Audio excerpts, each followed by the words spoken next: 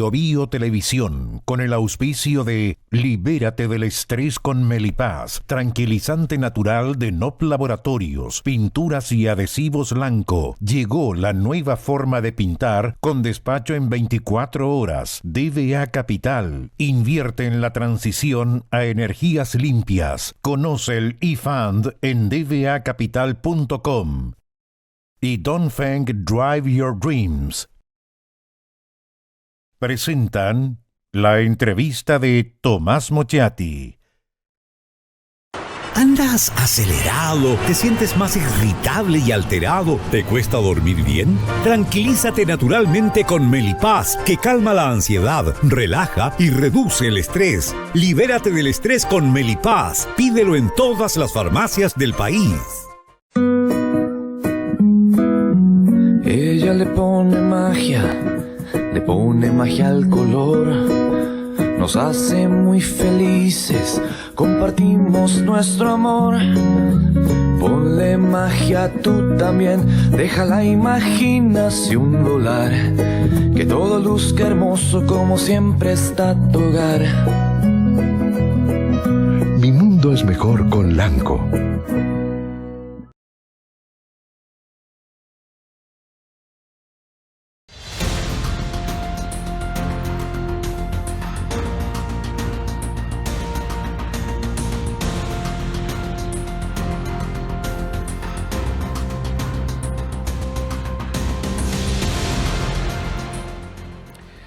Antonio Guterres, el secretario general de la Organización de Naciones Unidas, dijo recién en la Asamblea General: la situación en que se encuentra el mundo es insostenible.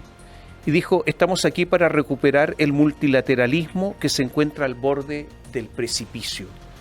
De lo que está ocurriendo con los organismos internacionales, multilaterales, como Naciones Unidas, del nuevo mundo que está surgiendo en los últimos tiempos. Vamos a hablar con Miguel Ángel Rodríguez, expresidente de Costa Rica, exsecretario general de la OEA, doctor en economía de la Universidad Berkeley en Estados Unidos, a quien desde ya le agradecemos estar con nosotros, estar con ustedes para conversar sobre estos temas que están preocupando tanto al mundo. Muchas gracias por estar con nosotros. Gracias, don Tomás, a usted por permitirme estar en su entrevista. La situación en que se encuentra el mundo es insostenible, dijo Antonio Guterres. ¿Usted comparte esa afirmación? Sí y no. Insostenible en el tanto no debemos mantenerla, debemos tratar de cambiarla. Lo que está ocurriendo con el clima, con el ambiente, es algo que no podemos permitir que siga profundizándose sin que se den cambios muy profundos, porque pone en riesgo la existencia misma de la humanidad y por lo menos la existencia de muchos lugares, de los seres humanos en muchos lugares. La confrontación que se está dando en Ucrania, que se está dando en Medio Oriente, que se está dando en Sudán, es una confrontación que está asesinando, matando miles de personas, que es algo que no puede sostenerse. La criminalidad en nuestra América Latina, la más grande del mundo, con 8% de la población, tenemos más del 30% de los homicidios dolosos, algo realmente que nos debe doler a todos y preocupar, no debe sostenerse. En ese sentido estoy de acuerdo. Insostenible en el sentido de que nos lleva a una destrucción de la humanidad en poco tiempo, de una forma previsible. Pues no me parece. Siempre los humanos vemos las situaciones que estamos viviendo como un poco trágicas. Son nuestras situaciones, son nuestro tiempo. Evidentemente, a cada generación le toca decir que su época es la más difícil. Yo sí creo que esta que estamos viviendo es una época de las más difíciles, porque es una época de cambio de época. Estamos viviendo como los romanos cuando ya habían empezado las invasiones a Roma, ya estaban llegando los pueblos del norte a Roma, o como la gente de la Edad Media cuando está floreciendo el Renacimiento y vienen los grandes descubrimientos, la reforma y la contrarreforma, el uso de la ciencia, o el cambio de época enorme que se da con el advenimiento de la época contemporánea, la revolución industrial, la revolución espaciosa parlamentaria inglesa, la independencia de Estados Unidos, la Revolución Francesa. Son épocas en que cambian muchísimas cosas juntas y eso está ocurriendo ahora. La gente piensa en el cambio tecnológico, pero eso es parte nada más del cambio que estamos viviendo. Estamos viviendo un cambio mucho más profundo en las relaciones humanas. El cambio en el papel de la mujer, que por milenios estuvo sometida a un paternalismo, a una posición del hombre avasallando sus derechos, no reconociéndole sus derechos. Significa un cambio profundo, más profundo que el cambio tecnológico en las relaciones humanas y acostumbrarnos a ese cambio, acostumbrarnos a vivir la familia democrática en que la mujer y los hijos tienen derechos, gracias a Dios, es algo que toma tiempo. Los hombres tenemos que asumir nuevos roles en la familia, nuevos roles en el hogar, y aceptar y respetar la posición que ahora tiene la mujer. Esos son cambios profundos, hay cambios profundos en la vida laboral. Antes podía ser que el trabajo no fuera tan bueno, pero en general las personas tenían una ocupación similar para toda la vida, usualmente hasta con el mismo patrón o por muchísimo tiempo.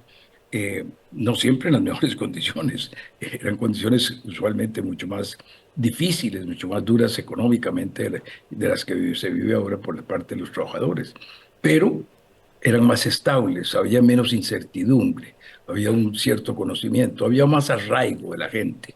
La gente vivía en una comunidad y sabía, si veía un niño en la calle o una jovencita, sabía quién era el tío, quién era el abuelo, sabía quiénes vivían. Hoy la gente se comunica en Internet con personas con las que comparte y con facilidad da un me gusta o reproduce un documento o una opinión y no saben verdaderamente con quién están hablando. Entonces, es todo este cambio, todo este desarraigo, y bueno, y la vida de la fe. Desdichadamente, a mi modo de ver, muchísima gente ha perdido su fe trascendente, su pertenencia a un grupo religioso con el que se siente cobijado, o el que vive su esperanza, vive su fe, y eso causa pues una gran incertidumbre, causa desarraigo y eso causa furia, enojo, y eso es lo que estamos viviendo. Y tendremos que ver cómo vamos los humanos trabajando en acomodarnos a estas nuevas circunstancias. Usted describe los cambios de nuestra era en distintos ámbitos. Pero vuelvo a Antonio Guterres, que dijo que nos encontramos al borde del precipicio. Eso ya no son cambios, sino que simplemente caer al vacío. Es un exagerado Guterres, simplemente es un marquetero que dice hay que despertar conciencia y por lo tanto exagero un poco, o simplemente él tiene una visión y conocimiento de cosas que nosotros no sabemos y por lo tanto por eso está alarmado. Bueno, yo no puedo saber si él sabe algo que nosotros no sabemos. Eso, si eso es así, no puedo entrar a opinar porque no lo sé. Lo que sí sé es que si yo estuviera en la posición del secretario general de Naciones Unidas, diría una cosa muy parecida, porque hay que enfrentar la guerra en Ucrania, hay que enfrentar la situación en Medio Oriente, que cada día se pone más complicada. Nadie vuelve a ver el horror de lo que se está viviendo en Sudán, y el mundo le da la espalda. Entonces, el populismo se hace cada vez más patente. Al desparpajo antidemocrático de Ortega y Murillo se suma el desparpajo antidemocrático de Maduro, que trata de robarse unas elecciones de una manera clara y dejando que lo vean entrar a las urnas a llevarse los datos. Es decir, una cosa absurda de la manera tan evidente de hacer barbaridades. Cuando se hacen barbaridades tan evidentemente que se ha perdido hasta el sentido de un poquito de respeto a la opinión de los demás y a la opinión y al valor de uno mismo. Entonces, ciertamente el secretario general tiene razón de llamar la atención de que se necesitan medidas y que cuesta tomar medidas. Vea el caso de Venezuela, lo que costó que la OEA tomara una decisión. Los intereses inmediatos, ideológicos, de amigos o camaradas de un cierto grupo político, se imponen sobre el respeto a los derechos humanos y a la democracia y al Estado de Derecho que tanto le ha costado a la humanidad ir construyendo y que es una construcción tan reciente y tan frágil y que tanto tenemos que defender. Entonces, en ese sentido, sí, yo también habría dicho que estábamos al borde del precipicio. Vivimos un mundo de cambios, lo ha descrito, y sin embargo la estructura internacional es la estructura que surgió después de la Segunda Guerra Mundial. Naciones Unidas, Consejo de Seguridad compuesto por 5 miembros permanentes con derecho a veto, que son los 5 ganadores de la Segunda Guerra Mundial. Están excluidas todas las potencias emergentes y uno de los líderes de estas potencias emergentes, el presidente de Turquía, Recep Tayyip Erdogan, dijo que la ONU se ha convertido gradualmente en una estructura disfuncional, difícil de manejar e inerte. Y dice, vemos que la paz y la seguridad internacionales son demasiado importantes para dejarlos en manos de la arbitrariedad de los 5 privilegiados. Esos cambios que usted ha descrito con la situación de esta Segunda Guerra Mundial, fin de la Segunda Guerra Mundial que permanecen, ¿no están conversando? Yo creo que es necesario darse cuenta de la inmensidad de los cambios que se han hecho. Antes de la Segunda Guerra Mundial, las personas, usted, Tomás, yo, no éramos sujetos del derecho internacional público. El final de la Segunda Guerra Mundial, la construcción de Naciones Unidas lleva a un cambio inmenso en toda la teoría de las relaciones entre naciones y entre personas en el mundo. Y la Constitución de Naciones Unidas, el establecimiento y la Declaración de Derechos Humanos, que ahí se hace, las posteriores declaraciones de derechos cívicos y políticos que se van haciendo, la construcción de otras instituciones que trabajan a la par de Naciones Unidas, son una transformación gigantesca, donde hoy día usted o yo podemos llevar a nuestro Estado a una corte internacional, interamericana o internacional y pedir y demandar justicia si se nos violan nuestros derechos humanos, si se actúa contra nuestros derechos fundamentales. Eso es un cambio inmenso, gigantesco. Saber manejar esos cambios toma siempre la humanidad mucho tiempo. Y es además un derecho en el cual no hay un ejercicio fácil del poder, de la fuerza, como hacen los estados nacionales, para imponer las sentencias de los tribunales. Entonces es una construcción nueva, es una construcción difícil de mantener y es una construcción que requiere equilibrios. El veto, sí, uno dice que su sentimiento chileno, mi sentimiento costarricense, latinoamericano es, qué barbaridad, ¿por qué unos tienen veto y otros no? Bueno, pero si fuera a constituirse una organización internacional de naciones con poderes tratando de establecer un mecanismo para evitar las guerras, para convivir en paz y se fue agregando poco a poco, cada vez más, para lograr colaborar en el desarrollo de las sociedades y disminuir los grandes problemas humanos de la pobreza, de la miseria, de la ignorancia en que tradicionalmente hemos vivido los seres humanos. Los países poderosos no hubieran nunca entrado si no tienen una manera de tener alguna protección, porque dicen, no, yo tengo el poder, yo tengo la fuerza, yo soy el que puede imponerme. En el pasado eso era lo único que existía, no existía lo demás. Solo existía la fuerza bruta, militar, la fuerza brutal en el ejercicio de los poderes de un país para determinar su posición frente a otro. Bueno, entonces era necesario entregar una cierta medida de diferencia en favor de los que sentían los más poderosos en el mundo para que entraran a esa organización, si no, no iban a entrar. Ciertamente eso era cierto en cuáles eran esos países en 1944-45, cuando se están formando las Naciones Unidas. Hoy día no es posible que la India, como el país más poblado del mundo, no esté. No es posible que no haya un Brasil o una Sudáfrica que represente países muy grandes, importantes en este hemisferio. Y probablemente entonces se necesita una ampliación del Consejo de Seguridad. No es posible que que Japón y Alemania, que eran los vencidos y que son están entre las 5 economías más importantes del mundo, con enorme poder, no estén ahí representados. Ese cambio tiene que hacerse. No es fácil. Se ha estado negociando hace 20, 30 años, pero es muy difícil que los países se pongan de acuerdo en cómo distribuir el poder. Eso es siempre una de las cosas más difíciles que podemos tener. Lo cual no quiere decir que no debamos seguir luchando para hacerlo, pero debemos hacerlo con los pies en la tierra, dándonos cuenta de las dificultades que hay en el establecimiento de las organizaciones internacionales y en el manejo del poder en lo internacional.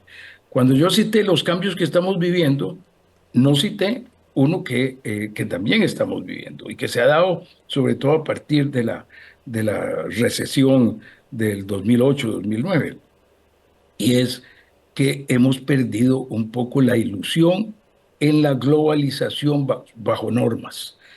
La Organización Mundial del Comercio, que se estableció después de la Segunda Guerra Mundial, que costó mucho establecerla, que las primeras ideas no se pudieron llevar a cabo, que se estableció después el GATT y que después se cambió a la Organización Mundial del Comercio y se le puso ya más colmillo y más capacidad de acción y más capacidad de hacer que se ejecutaran, que tuvieran valor y que tuvieran vigencia las normas del comercio internacional. Se ha debilitado profundamente en los últimos 8 o 10 años. Y eso es muy serio para países como el suyo, que es mucho más grande que el mío, pero para el mío también, que es mucho más todavía, que es más pequeñito. Porque nosotros, la única manera como podemos tener seguridad en el comercio internacional es a través de que sea un comercio reglado. Y cuando Estados Unidos y China y la Unión Europea empiezan a trabajar en que pueden hacer cambios al margen de las regulaciones de la Organización Mundial del Comercio, sufrimos, y eso es un retroceso para el mundo y para el poder de desarrollarnos. Pero la vida humana es altos y bajos. No debemos darnos por vencidos, debemos luchar por volver a tener un comercio internacional más normado. Y debemos luchar porque en la OEA, en nuestro continente, la Carta Democrática Interamericana que aprobamos, mi gobierno tuvo una parte muy activa en buscar la aprobación de ese documento junto con los gobiernos de Perú y de Canadá, pues la verdad es que no se ha podido aplicar adecuadamente. Debemos ver qué son los cambios que hay que hacerle para poderla aplicar más adecuadamente. El tema, desdichadamente, es muy complejo. No hay soluciones fáciles. Vamos a hacer un pequeño alto. Le voy a dejar preguntas planteadas para volver después de la pausa. Claro, pero si de los 5 grandes uno invade a un país y no cumple las reglas de la Carta de las Naciones Unidas, queda poco que hacer, algo hay que cambiar. ¿Cuánto tiempo falta para cambiar hasta que esto se destruya? Si es que la burocracia internacional no afecta a todo esto, o sea, el funcionario que está todos los días en su oficina y trata de mantener su puesto, y si es que hay mucha hipocresía internacional, en que cada uno vela por sus propios intereses y critica los derechos humanos y su falta de respeto solo en algunos lugares, lo de los enemigos, adversarios y no lo de los amigos. Volvemos en un instante.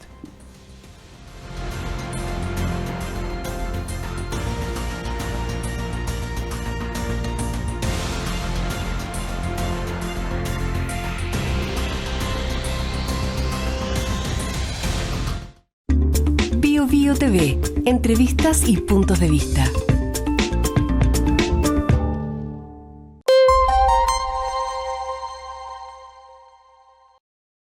¿Andas acelerado? ¿Te sientes más irritable y alterado? ¿Te cuesta dormir bien? Tranquilízate naturalmente con Melipaz, que calma la ansiedad, relaja y reduce el estrés. Libérate del estrés con Melipaz. Pídelo en todas las farmacias del país.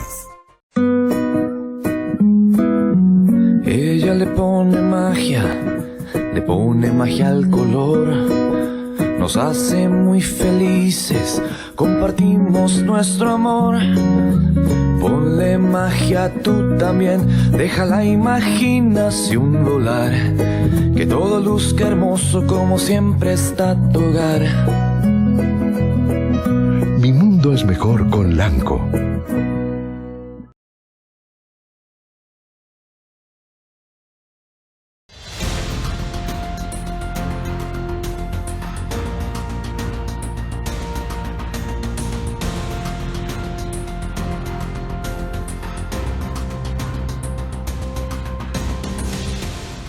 Conversamos con Miguel Ángel Rodríguez, expresidente de Costa Rica, exsecretario general de la Organización de Estados Americanos, doctor en Economía de la Universidad de Berkeley. Dejamos varias preguntas planteadas, pero voy a partir por la última. Si no hay demasiada hipocresía internacional, porque todos los organismos nacionales o internacionales necesitan tener una imagen de cierta coherencia para que tengan valor público. Hablo de la hipocresía, ¿por qué?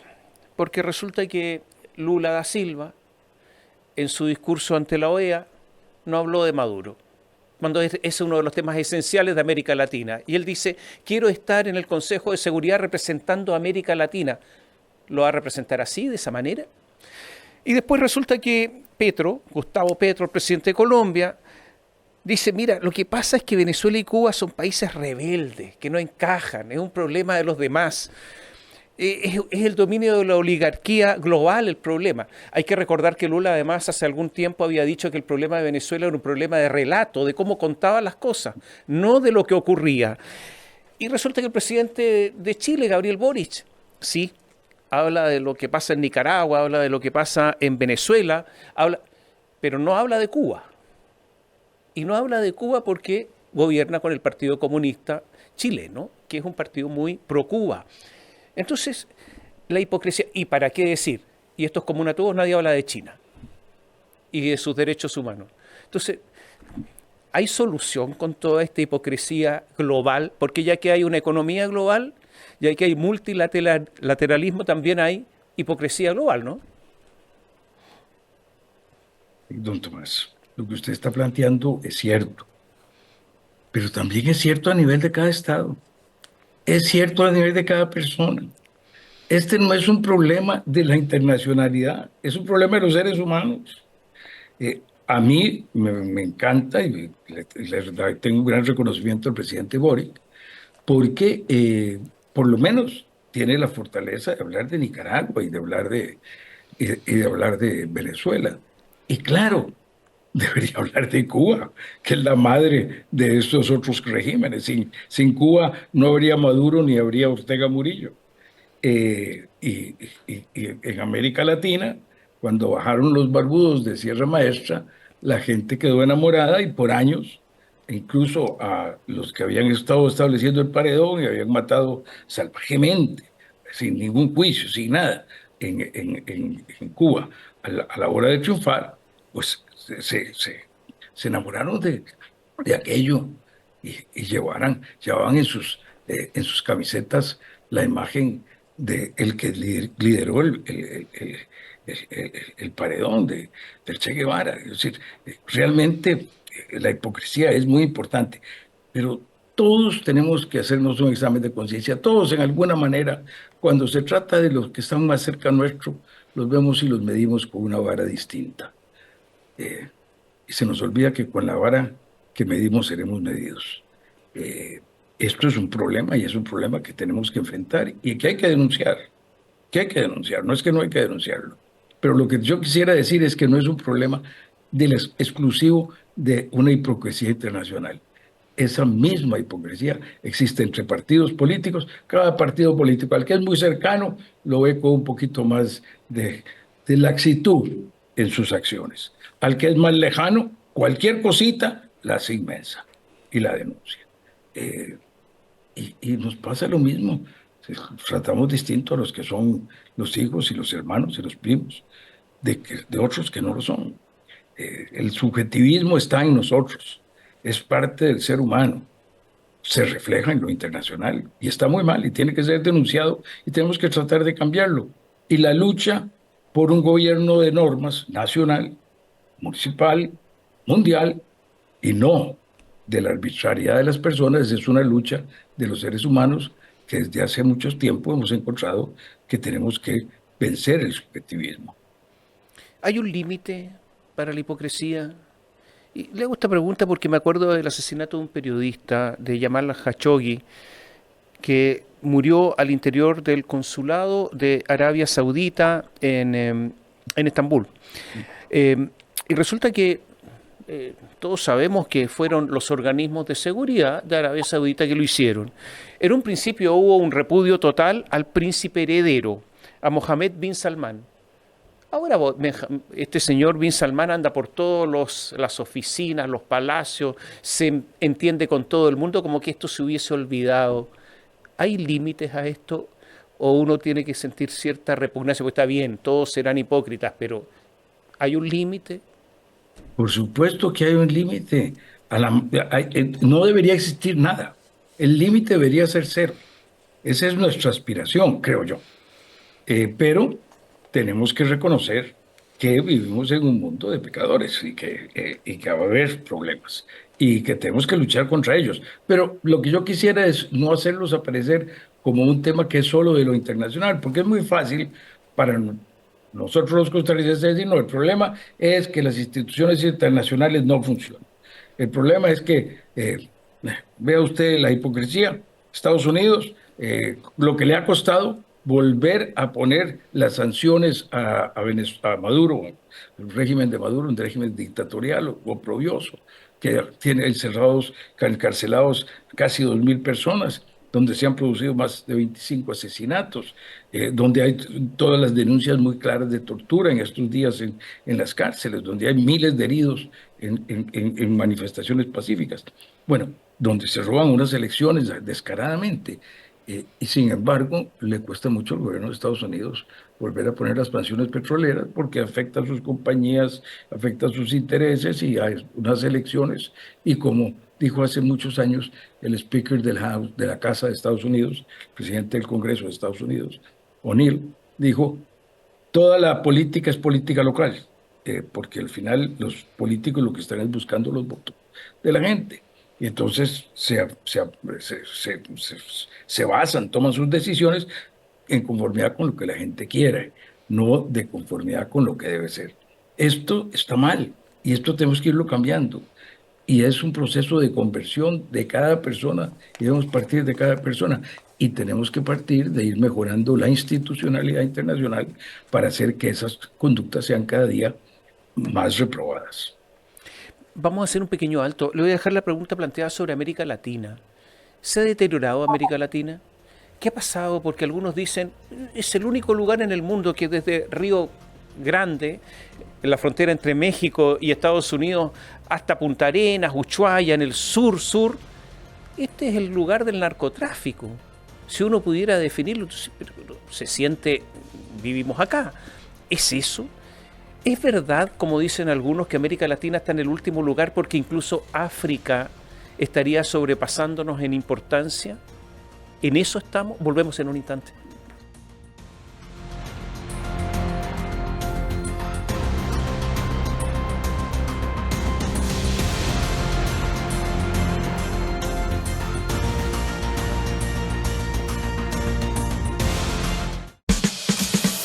Información con sentido, exactitud y objetividad siempre.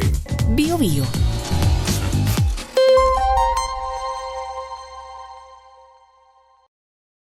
¿Andas acelerado? ¿Te sientes más irritable y alterado? ¿Te cuesta dormir bien? Tranquilízate naturalmente con Melipaz, que calma la ansiedad, relaja y reduce el estrés. Libérate del estrés con Melipaz. Pídelo en todas las farmacias del país. Ella le pone magia al color, nos hace muy felices, compartimos nuestro amor.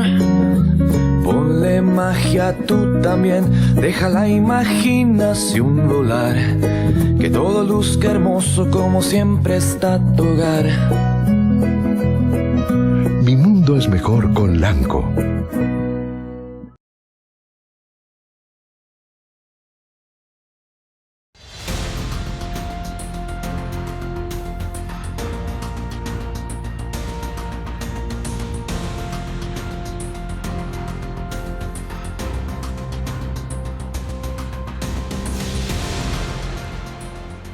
En América Latina estamos repletos de organismos multilaterales. Está el CELAC, está el CELA, está el OLAD, está el OPANAL, está UNASUR, está el Mercosur, está obviamente la OEA, está el Parlatino. Puedo hacer un listado y lo tengo acá enorme. La pregunta al expresidente de Costa Rica, Miguel Ángel Rodríguez, que está con nosotros, es: ¿funciona todo esto? ¿Cómo está América Latina? ¿Hemos mejorado o hemos empeorado, digamos, en los últimos 10 años? Una evaluación de América Latina. Bueno, a mí me parece que una cosa que es importante es que nos demos cuenta eh, de en qué cosas hemos mejorado y en qué cosas hemos empeorado. Si nos damos cuenta, a hoy día lo que sentimos más es que hay un deterioro en democracia.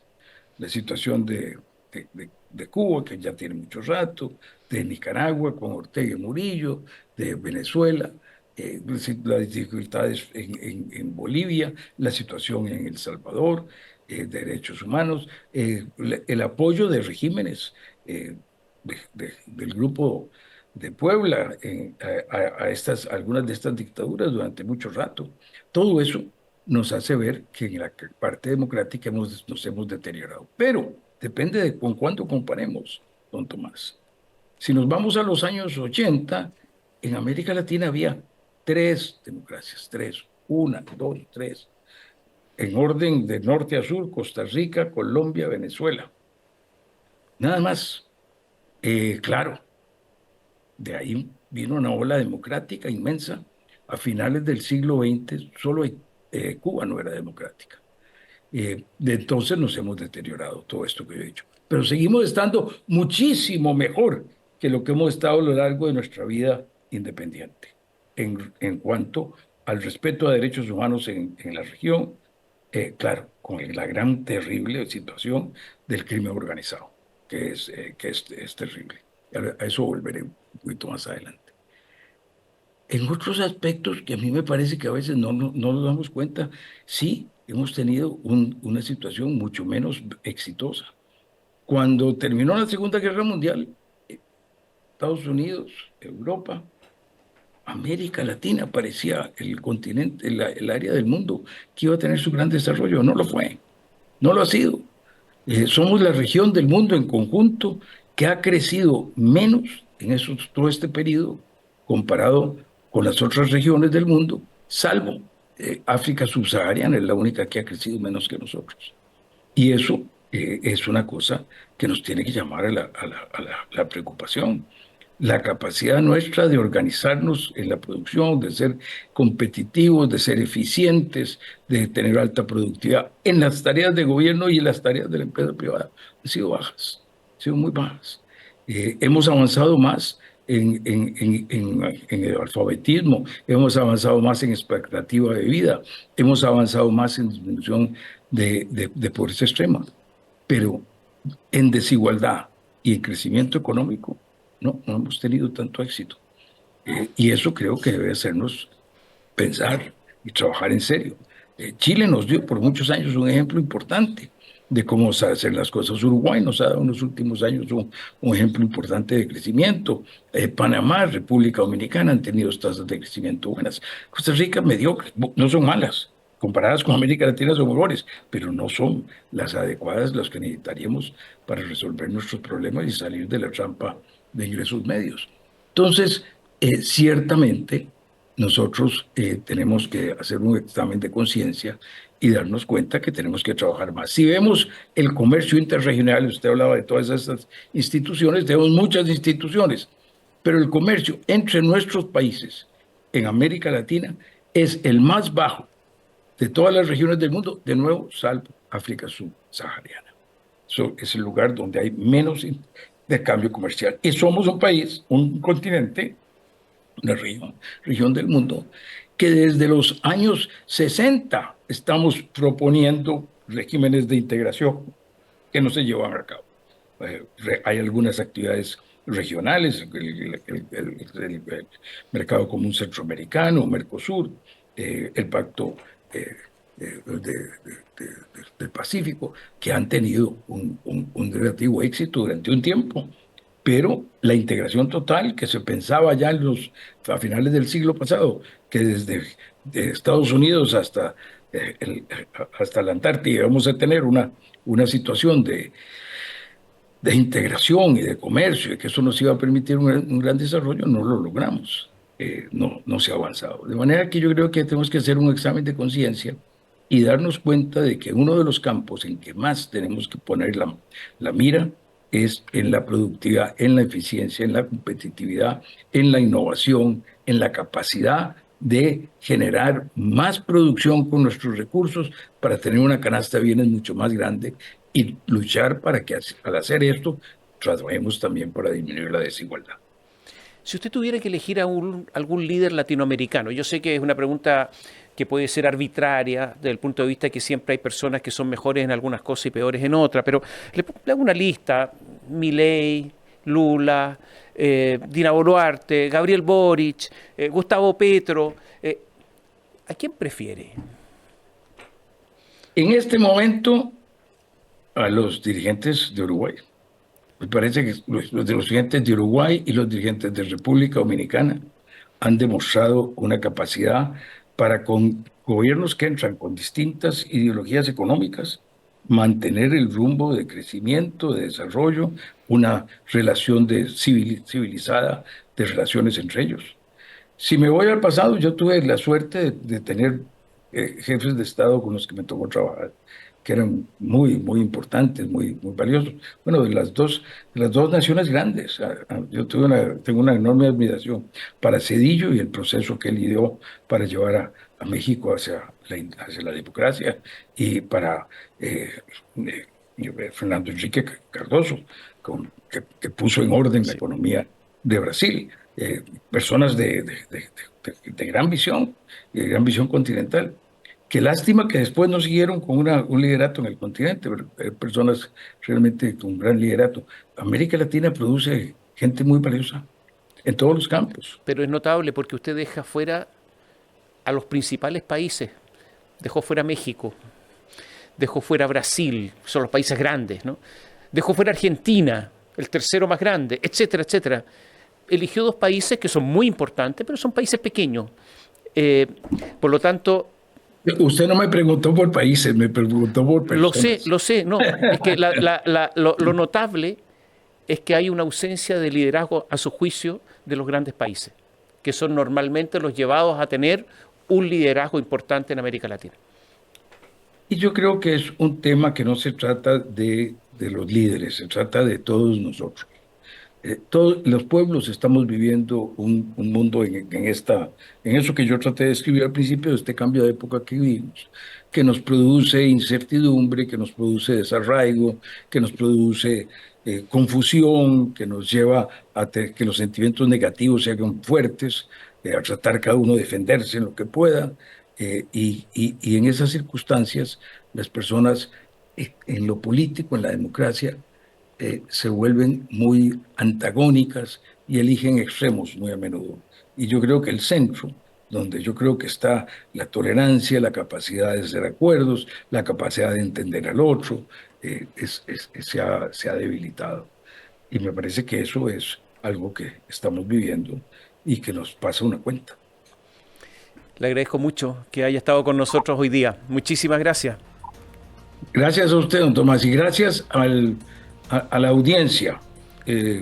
Chile, Colombia son países a los que les tengo enorme cariño, muchos amigos en los dos y gran admiración por sus pueblos. Un cariñoso saludo para todos. Gracias, muchas gracias. Y a ustedes muchas gracias por seguirnos. Miguel Ángel Rodríguez, expresidente de Costa Rica, estuvo con ustedes.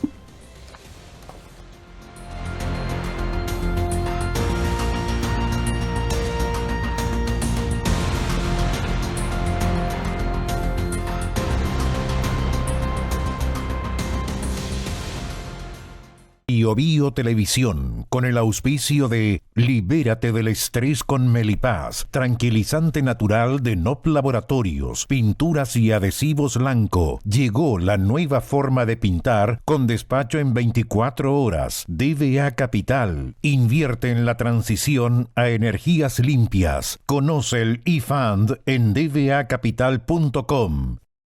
Y Dongfeng Drive Your Dreams presentaron la entrevista de Tomás Mochiati.